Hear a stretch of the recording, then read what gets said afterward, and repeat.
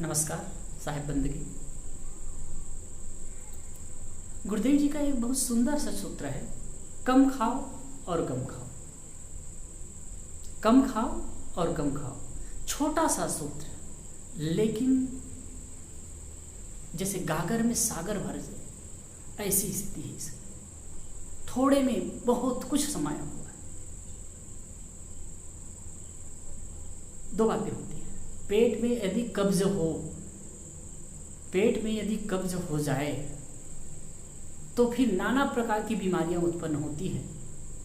नाना प्रकार की बीमारियों से आदमी घिर जाता है। पेट मध्य प्रदेश है। अगर पेट में विकार पैदा हुआ तो शरीर में विकार पैदा होगा। बाहर हम शरीर के रोगों का इलाज करने चलते हैं, लेकिन पेट अगर सही नहीं है तो वो बाहर का इलाज कुछ काम नहीं करने वाला है। इसलिए पेट को सही रखना। ठीक इसी प्रकार मन में भी कब्ज होता है, विचारों का कब्ज, गलत विचारों का, नकारात्मक विचारों का जब कब्ज हो जाता है तो मन बीमार पड़ जाता है, मन अशांत हो जाता है।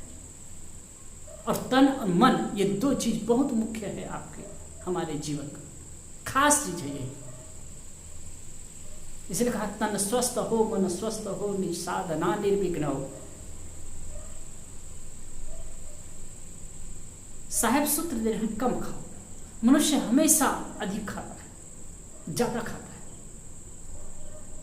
ज्यादा खाने से कोई पहलवान नहीं होता है, कोई शक्ति अधिक नहीं आ जाती है। ज्यादा खाने से मतलब बहुत ज्यादा खाने वाले नहीं। कितने लोग तो होते हैं कि एकदम प्रोटीन विटामिन और ये वो चीज बहुत सारा खाने की चेष्टा करते हैं, उससे कि शरीर बलिष्ठ होता है। उससे बलिष्ठ नहीं होता है। एक चीज हमेशा याद रखिए कि कोई भी प्रोटीन विटामिन आप एक से खाओगे तो उससे शरीर बलिष्ठ नहीं होगा, उससे स्वस्थ नहीं होगा। कितना खाते हैं, क्या खाते हैं, इसका महत्व नहीं है, बल्कि क्या पचाते हैं, कितना पचाते हैं, इसका महत्व है।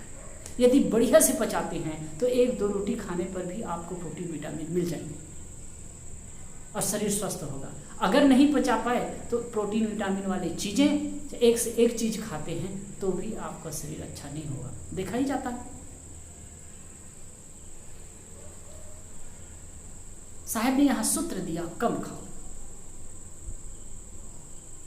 कम खाने से पेट हल्का रहता है। वैसे कहा जाता है हमेशा भूख से कम खाना चाहिए। जैसे कि खा रहे हैं तो हम 2-3 रोटी खाए और 2 रोटी और खा सकते हैं, ऐसी स्थिति है, उसी में बंद कर। तो कम खाने से पाचन क्रिया बढ़िया रहेगी, पानी के लिए भी जगह रहेगा, स्फूर्ति बनी रहेगी। अगर ठूस कर खाए ना तो बैठ सकेंगे, ना कुछ काम ठीक से कर सकेंगे, आलस की स्थिति बनी रहेगी। तो यह ध्यान दें। तो उत्तम स्वास्थ्य के लिए कम खाना बहुत महत्वपूर्ण है। और कम के साथ में वो संतुलित भी हो, सुपाच्य हो, सात्विक हो और सुपाच्य हो। कम खाए, ये संतुलित हो गया, कम खाना है। और उसके बाद में सात्विक हो, पवित्र हो, कोई गरिष्ठ रजोगुणी और तमोगुणी भोजन ना हो, सात्विक भोजन। और उसे खाएंगे तो वो पचने में हल्का रहता है। दूसरी बात है सुपाच्य।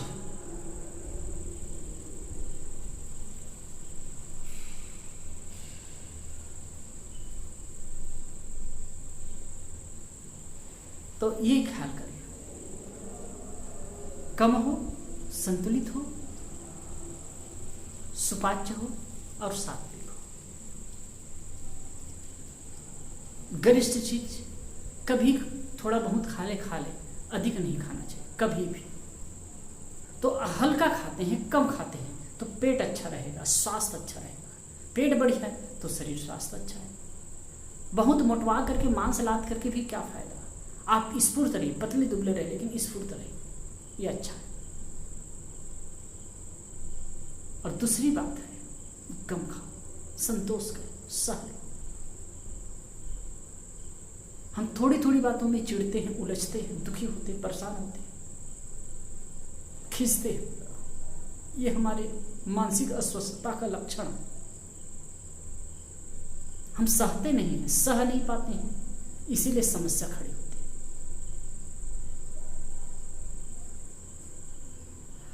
हम दूसरों के साथ व्यवहार करते हैं तो क्या सोचते हैं, दूसरे सह ले, यदि हमसे कोई भूल हुई तो सह ले। तो हमें भी तो चाहिए जैसे हम दूसरों के लिए चाह रहे हैं वैसे अपने लिए करें, हम भी सह लें, हम भी सहज हो जाएं। अब जब ये होता है तो जीवन भी अच्छा हो जाता है। गम खाना ये बहुत महत्वपूर्ण कार्य है।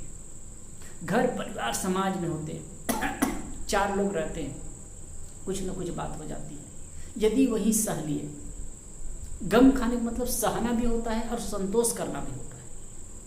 जो कुछ भी हमको मिला उसमें संतोष करें, तृष्णा मत बढ़ाएं, मेहनत करें, मेहनत से प्राप्त हो उसमें संतोष रखें। गम खाने का एक अर्थ ये भी हो सकता है, और गम खाने का दूसरा अर्थ हो कि सह ले।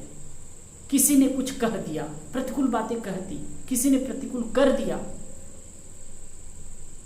सह ले। क्योंकि सबका मन अलग अलग है, सबकी सोच अलग है, सबके संस्कार अलग है। कोई यदि गलत कह देता है, कह देता है, अब उसके पीछे दौड़ करके क्या होगा। यदि हम सह लेते हैं ना तो बहुत सारे झंझटों से बच जाते हैं। कई बार नहीं सहने की वजह से समस्या खड़ी हो जाती है। इसलिए हम सबको चाहिए कि जीवन में सहना सीखें। गुरुदेव जी का एक छंद ही है, सहना हमारा काम है।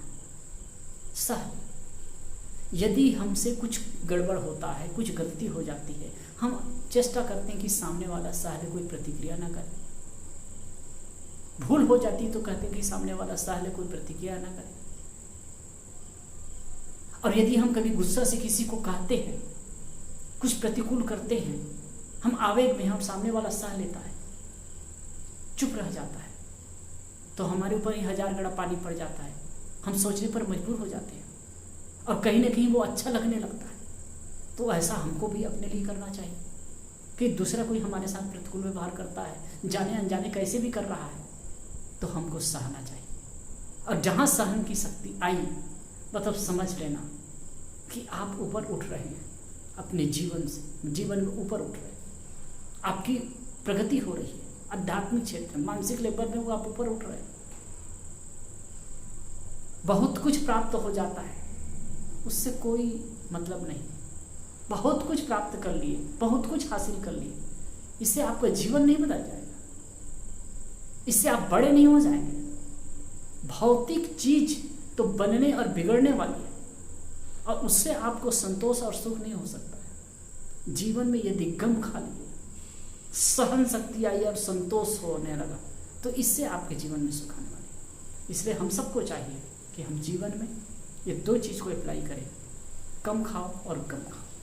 कम खाने से शरीर अच्छा होगा, रहेगा, पेट अच्छा रहेगा, शरीर स्वास्थ्य अच्छा रहेगा, और मन गम खाने से मानसिक स्वास्थ्य अच्छा रहेगा।